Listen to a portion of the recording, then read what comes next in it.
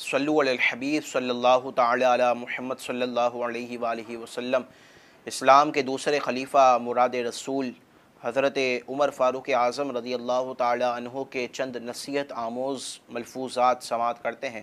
حضرت عمر رضی اللہ تعالی عنہ فرماتے ہیں من کثر ضحکہ قلت ہیبتہ، فرماتے ہیں جو زیادہ ہنستا ہے اس کی ہیبت کم ہو جاتی ہے۔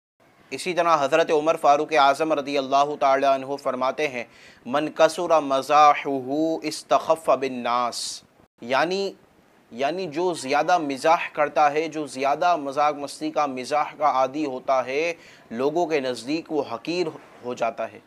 تو زیادہ مذاق مستی کی عادت نہیں ہونی چاہیے، اپنی طبیعت میں سنجیدگی تھوڑا پیدا کرنی چاہیے۔ اسی طرح حضرت عمر فاروق اعظم رضی اللہ تعالی عنہ فرماتے ہیں من استخف بالناس استخف بہ، یعنی جو لوگوں کے نزدیک حقیر ہو وہ اپنے نزدیک بھی حقیر ہو جاتا ہے، اپنی نظروں میں بھی بندہ حقیر ہو جاتا ہے۔ اسی طرح حضرت عمر فاروق اعظم رضی اللہ تعالی عنہ فرماتے ہیں من قل حیاؤہ قل ورعہ، فرماتے ہیں کہ جس کی حیا کم ہو جاتی ہے اس کا تقوی کم ہو جاتا ہے، جس کا تقوی کم ہو جاتا ہے اس کا دل مردہ ہو جاتا ہے۔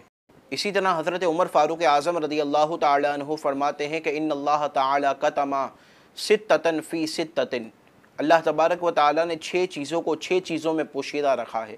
وہ 6 چیزیں کیا ہیں؟ تو فرماتے ہیں کہ کتم الرداء فی الطاعۃ، کہ اللہ تبارک و تعالی نے اپنی رضا کو اپنی اطاعت میں چھپا دیا ہے۔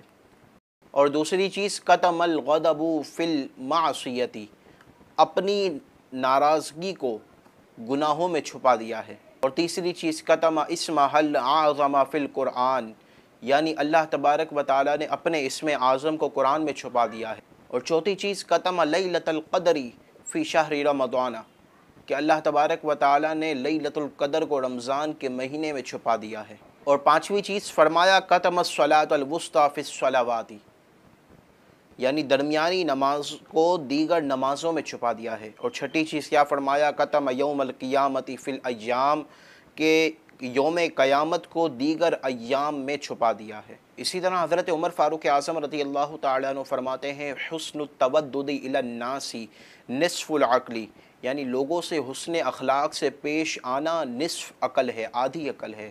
اور اسی طرح حضرت عمر فاروق اعظم رضی اللہ تعالیٰ عنہ ارشاد فرماتے ہیں حسن السؤال نصف العلم، فرمایا کہ اچھے طریقے سے سوال کرنا یہ آدھا علم ہے۔ اسی طرح حضرت عمر فاروق اعظم رضی اللہ تعالیٰ عنہ ارشاد فرماتے ہیں جس نے تمہاری ذات کے معاملے میں اللہ تعالیٰ کی نافرمانی کی، یعنی تمہارے حقوق کو پامال کیا، اسے سزا دینے سے بہتر ہے کہ تم اس کے معاملے میں اللہ کی اطاعت کرو، یعنی اسے معاف کر دو۔